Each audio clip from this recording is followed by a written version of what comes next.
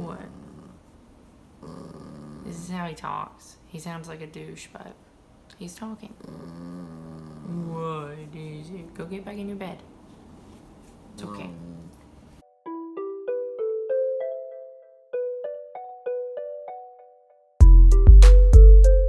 Hey guys, welcome back. Olive is in and out of the picture here. He's very needy today, so if you see or hear noises from a small rodent-looking creature, that is him. Today I want to talk to you about my yoga update. You guys have been requesting this, and I definitely feel like it's about damn time to give you one, because my last video I talked about doing yoga for 170 days straight and what that felt like and the effects that it had on my body.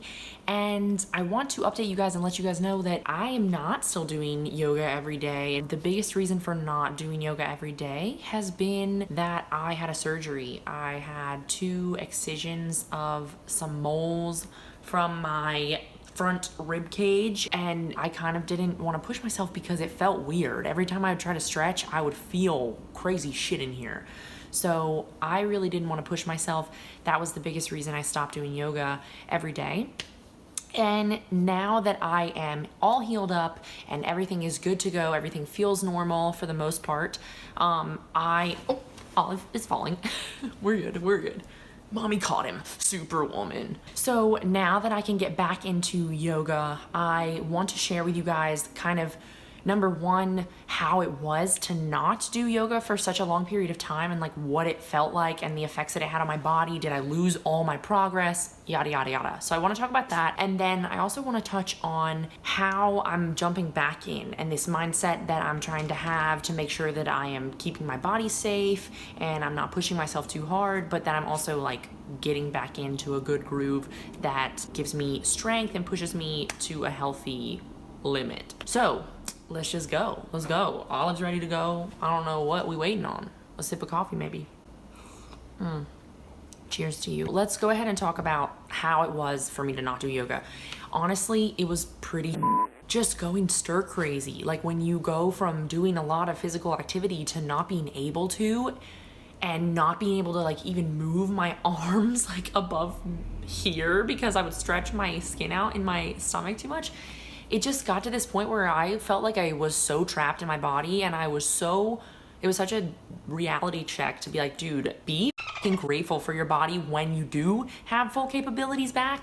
And even if you are somebody who can never have like full capabilities of doing certain moves that you see on screen or in a class, celebrate what you can do. Like this working body that you've got is pretty phenomenal. And it was a huge wake-up call for me to not be able to use a majority of my body because your torso is just like, it moves with every movement you do and you don't realize it until you can't move it, and every movement like hurts and pulls stitches. So I had a kind of crazy time of trying to find other ways to feel better, and one of those ways was actually I discovered face yoga, which is kind of interesting, like what?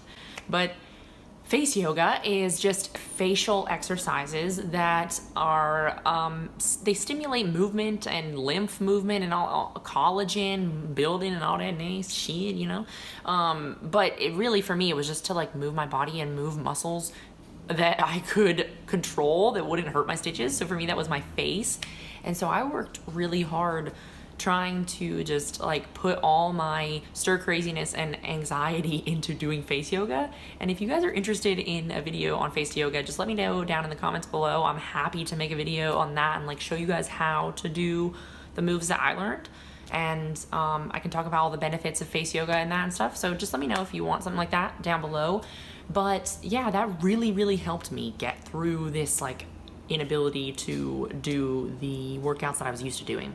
And then now that I'm jumping back in, I think that this amount of time I've had off has made me realize like it's really important to take care of your body when you're working out or when you're doing yoga. And I already knew this of course, like we all know this, do proper form, but you have to really be on top of this and reminding yourself, because you can't expect anybody in a YouTube video or anybody even in a class to remind you. Everybody has a different body and nobody knows exactly where your sensitive spots are. So really just be responsible for your body and try really hard to listen to what's going on. Like, don't force yourself to be in moves that you see on a screen or in person that you think you need to be doing, and it's just not working for you. Like, don't push yourself that far. Really work your way up. Yoga and exercise in general is super incremental, and it's not supposed to be a very quick, like, boom, boom, boom, I did this one day and the next day I was able to like triple that.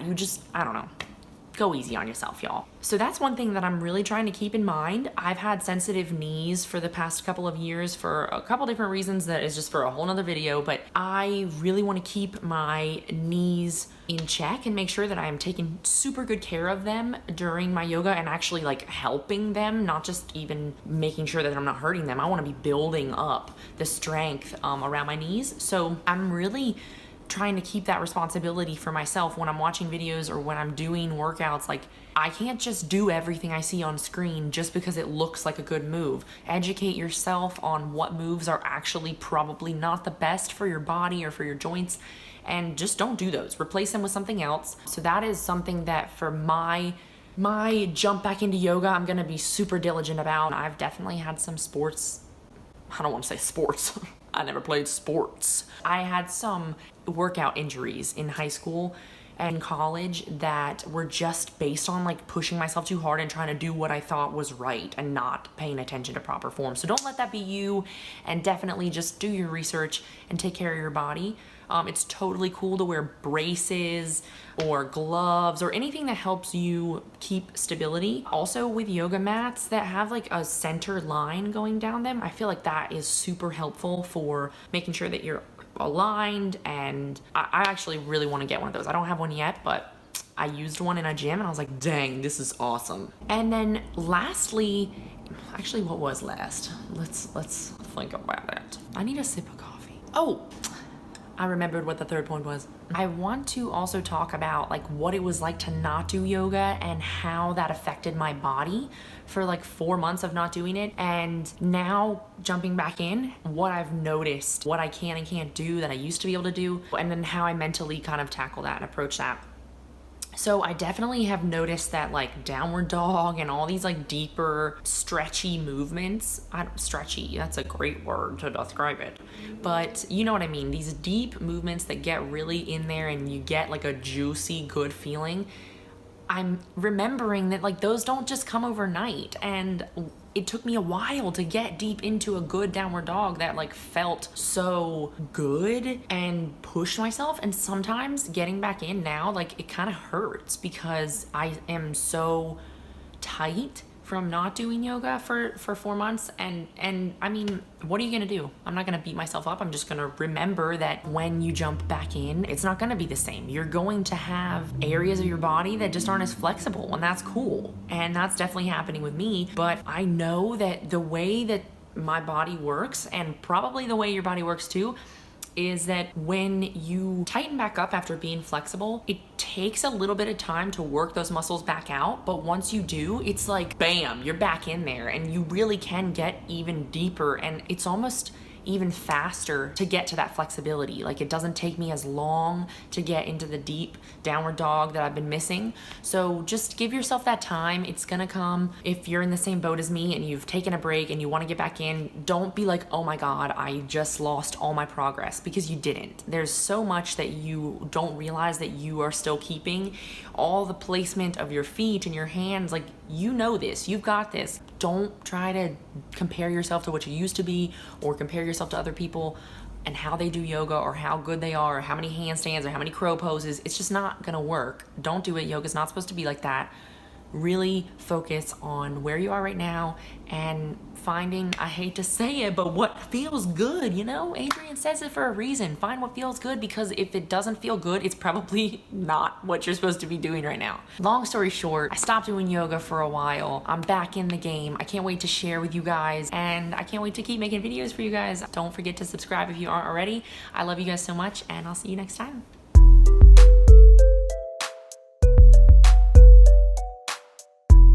hey, it's just like getting back on a bike.